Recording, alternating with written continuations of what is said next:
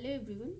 आज हम इस वीडियो में कुछ इम्पोर्टेंट क्वेश्चन देखेंगे जो आपके बीपीएससी टीआरई 4.0 के लिए बहुत ही ज़्यादा इम्पोर्टेंट है। तो आप इस वीडियो को ज़रूर देखें, जितना हो सके प्रैक्टिस करें, क्योंकि प्रैक्टिस आपके पेपर में बहुत ज़्यादा हेल्प करेगी। तो चलिए क्वेश्चन देखना स्टार्ट करते हैं। इससे पहले आप वीडियो को लाइक करें, शेयर करें और चैनल को सब्सक्राइब कर लें ताकि आने वाला नोटिफिकेशन आपको मिलता रहे। क्वेश्चन नंबर फर्स्ट कह रहे हैं, दांडी मार्च से, जिसे नमक यात्रा और दांडी सत्याग्रह के नाम से भी जाना जाता है, निम्नलिखित में से किस आंदोलन के शुरू होने का कारण बना था? सविनय अवज्ञा आंदोलन, असहयोग आंदोलन, चौरी चौरा कांड, एक से अधिक, कोई भी नहीं। तो आप बताएं इसका सही आंसर क्या होगा।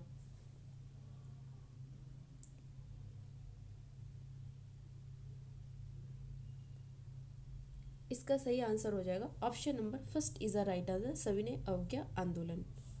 नेक्स्ट क्वेश्चन पे चलते हैं। ये कह रहा है, द्वितीय गोलमेज सम्मेलन की अध्यक्षता किसने की थी? विंस्टन चर्चिल ने, क्लेमेंट इटली ने, रामसे मैकडोनाल्ड ने, एक से अधिक, कोई भी नहीं। इसका जो सही आंसर हो जाएगा option number third is a right answer, Ramsay McDonald ने। नेक्स्ट क्वेश्चन पे चलते हैं।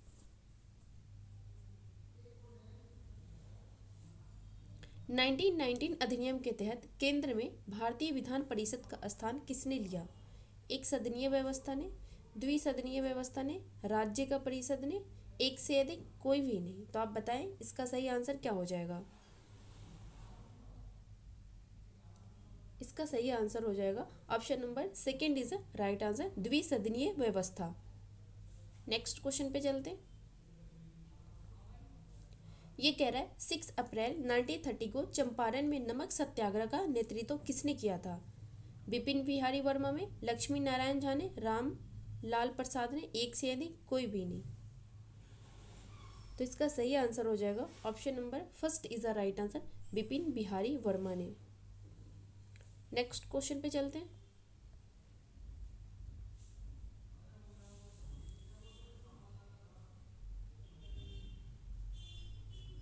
ये कह रहा है, सविनय अवज्ञा आंदोलन के संबंध में निम्नलिखित युग्मों पर विचार करना है आपको। श्री राजगोपालाचारी तमिलनाडु, गोपाल बंधु चौधरी बिहार, खान अब्दुल गफ्फार खान पेशावर। उपयुक्त में से कितने जोड़े सही सुमेलित हैं? तो आपका सही आंसर हो जाएगा ऑप्शन नंबर सेकंड, केवल 2 सही सुमेलित है। नेक्स्ट क्वेश्चन पे चलते हैं। ये कह रहा है, भारत में सविनय अवज्ञा आंदोलन के संदर्भ में निम्नलिखित कथनों पर विचार कीजिए। इसे पूर्ण स्वराज या पूर्ण स्वतंत्रता प्राप्त करने के लिए प्रारंभ किया गया था। सेकंड कह रहा है, इसका उद्देश्य नमक कानून जैसे कुछ कानूनों को तोड़ना था। थर्ड कह रहा है, आंदोलन में मुस्लिम मजदूर वर्ग की बड़े पैमाने पर भागीदारी थी। फोर्थ कह रहा है, सविनय अवज्ञा आंदोलन में महिलाओं ने बड़े पैमाने पर भाग लिया था। ऊपर दिए कथनों में से कितने सही हैं? केवल फर्स्ट, केवल 2, केवल 3, एक से अधिक, कोई भी नहीं। तो आप बताएं इसका सही आंसर क्या होगा।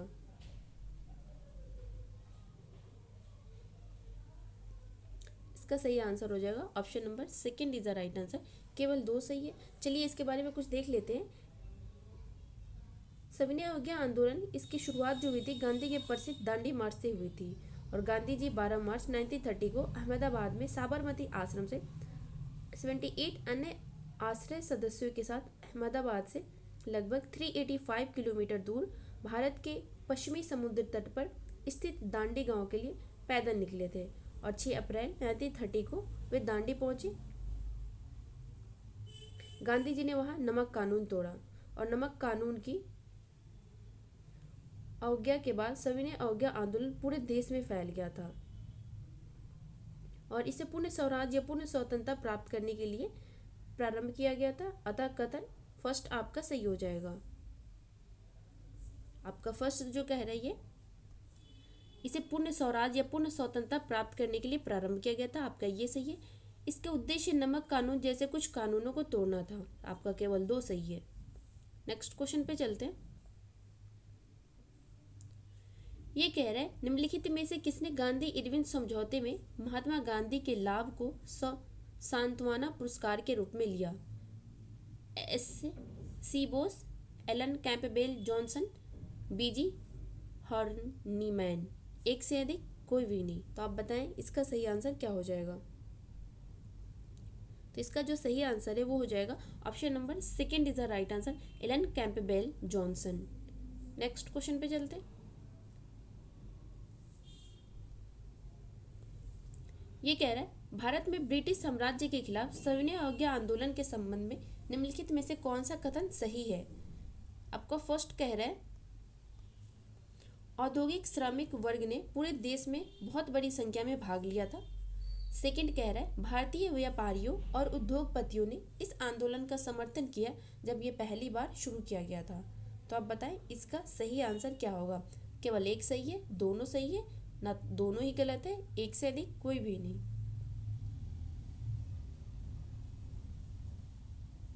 तो आपका सही आंसर हो जाएगा option number fifth is a right answer, दोनों गलत है। नेक्स्ट क्वेश्चन पे चलते हैं। ये कह रहे हैं सविनय अवज्ञा आंदोलन का मुख्य उद्देश्य क्या था। ब्रिटिश शासन से पूर्ण स्वतंत्रता प्राप्त करना, बंगाल विभाजन के विरोध में, रॉलेट एक्ट के विरोध में, एक से अधिक कोई भी नहीं। तो आप बताएं इसका सही आंसर क्या होगा। इसका सही आंसर हो जाएगा option number first is a right answer, British शासन से पूर्ण स्वतंत्रता प्राप्त करना। कांग्रेस का वार्षिक अधिवेशन जो था दिसंबर 1929 में लाहौर में हुआ और जवाहरलाल नेहरू की अध्यक्षता में हुए इस सत्र के दौरान कांग्रेस ने पूर्ण स्वराज प्रस्ताव पारित किया था। चूंकि सरकार नेहरू रिपोर्ट को स्वीकार करने में विफल रही, इसलिए कांग्रेस ने सविनय अवज्ञा आंदोलन शुरू करने का आह्वान किया था। कांग्रेस ने भी 26 जनवरी 1930 को स्वतंत्रता दिवस के रूप में मान्यता दे दी थी और तब से हर वर्ष 26 जनवरी को स्वतंत्रता दिवस के रूप में मनाया जाता है। यही तिथि बाद में गणतंत्र दिवस बन गई जब 1950 में भारतीय संविधान लागू किया गया था।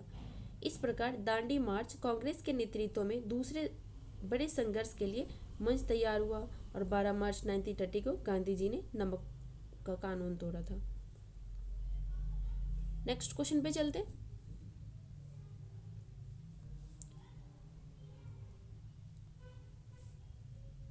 ये कह रहा है सविनय अवज्ञा आंदोलन में भाग लेने वाले प्रथम महिला कौन थी।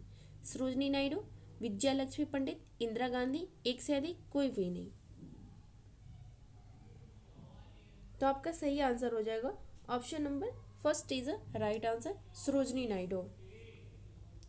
कांग्रेस का वार्षिक अधिवेशन दिसंबर 1929 में लाहौर में हुआ था। नेक्स्ट क्वेश्चन पे चलते हैं।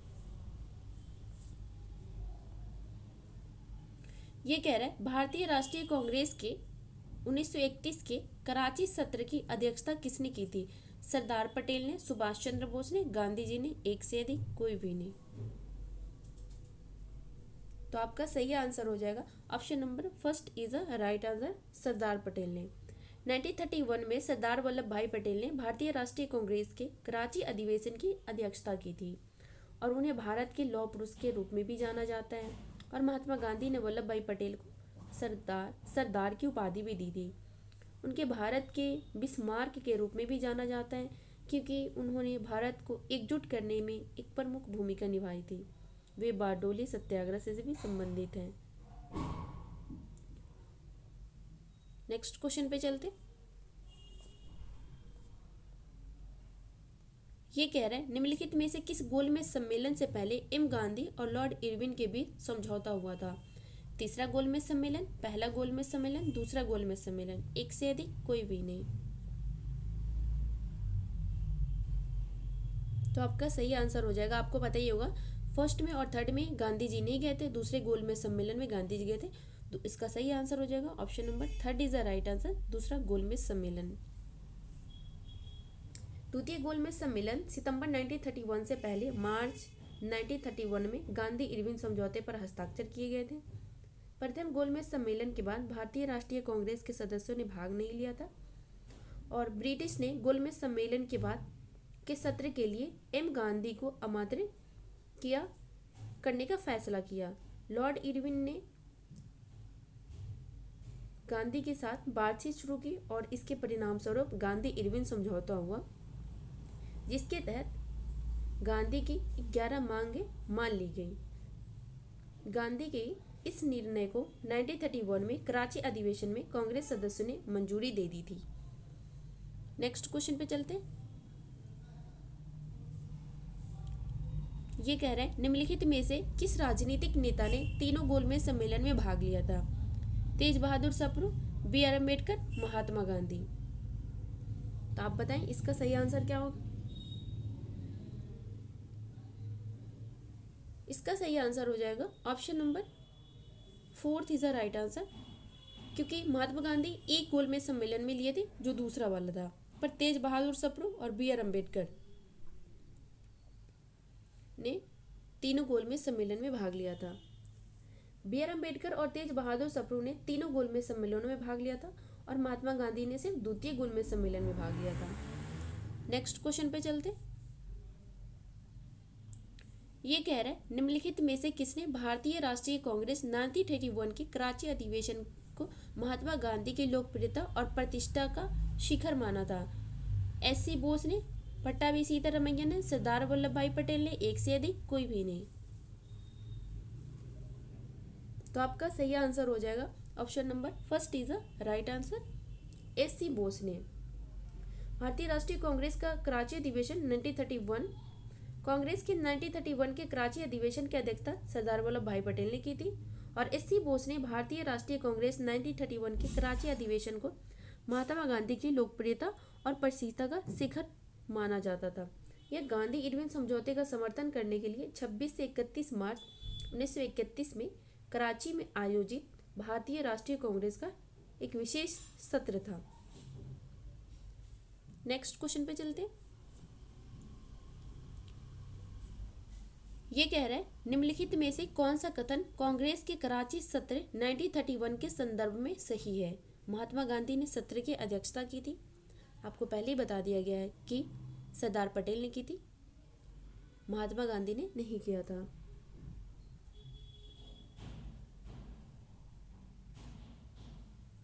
नेक्स्ट कह रहा है गांधी इरविन संधि की पुष्टि की गई थी। भारत छोड़ो प्रस्ताव पारित किया गया था, एक से अधिक, कोई भी नहीं। आप कह रहे हैं कौन संदर्भ में कौन सा सही है?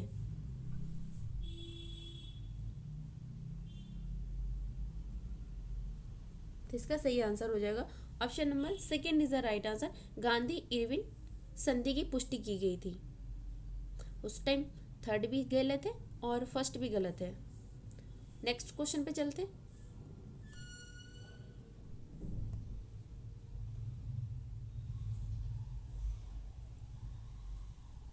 ये कह रहा है, अच्छा नेक्स्ट पे चलना है ना।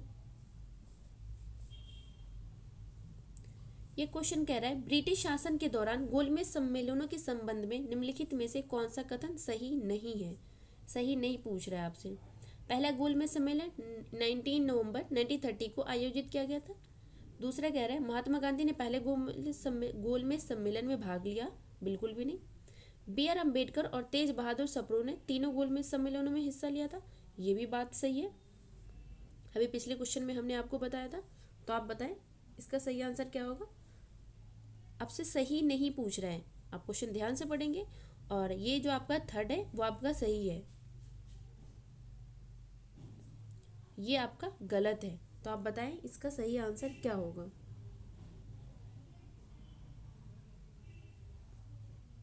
तो इसका सही आंसर हो जाएगा option number first is a first और सेकंड सही होगा, तो इसमें सही आंसर हो जाएगा option number 4 is a right answer.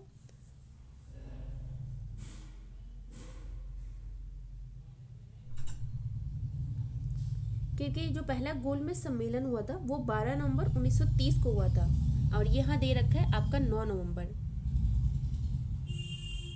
तो आपका दो गलत है इसमें, फर्स्ट गलत है और सेकंड गलत है और आपसे गलत ही पूछा गया है। नेक्स्ट क्वेश्चन पे चलते। ये कह रहा है निम्नलिखित में से किस उर्दू कवि ने प्रतिनिधि के तौर पर दूसरे और तीसरे गोलमेज सम्मेलन में हिस्सा लिया था? खान अब्दुल गफ्फार खान, मोहम्मद इकबाल, मिर्ज़ा गालिब, एक से अधिक, कोई भी नहीं। तो आप बताएं इसका सही आंसर क्या होगा?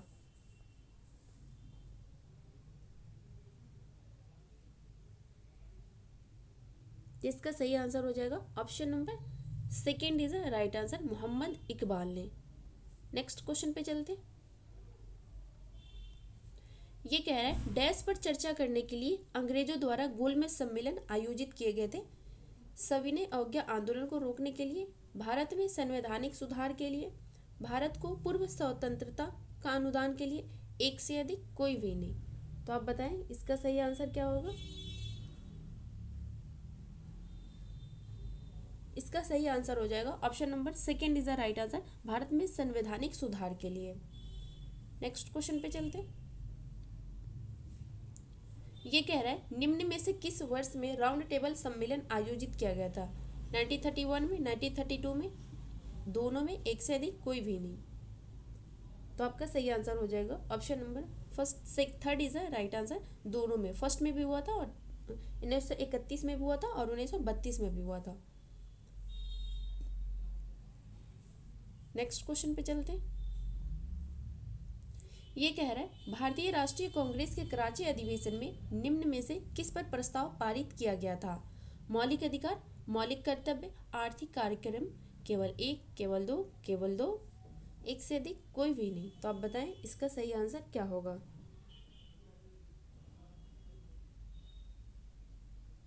इसका सही आंसर हो जाएगा option number fourth is a right answer, उपयुक्त में से एक से अधिक। और क्वेश्चन कह रहे हैं किस प्रस्ताव पारित किया गया था। तो आपका सही आंसर हो जाएगा मौलिक अधिकार और आर्थिक कार्यक्रम। फर्स्ट और थर्ड सही है, इसलिए इसका सही आंसर हो जाएगा ऑप्शन नंबर 4। तो आपका क्वेश्चन अब कंप्लीट हुआ। आई होप कि आपको वीडियो पसंद आएगी। और मैंने आज के इस वीडियो में टोटल नंबर ऑफ क्वेश्चन 20 थे। तो आप वीडियो को देखें, लाइक करें, शेयर करें और चैनल को सब्सक्राइब कर लें ताकि आने वाला नोटिफिकेशन आपको मिलता रहे। मिलते हैं नेक्स्ट वीडियो में। Thank you.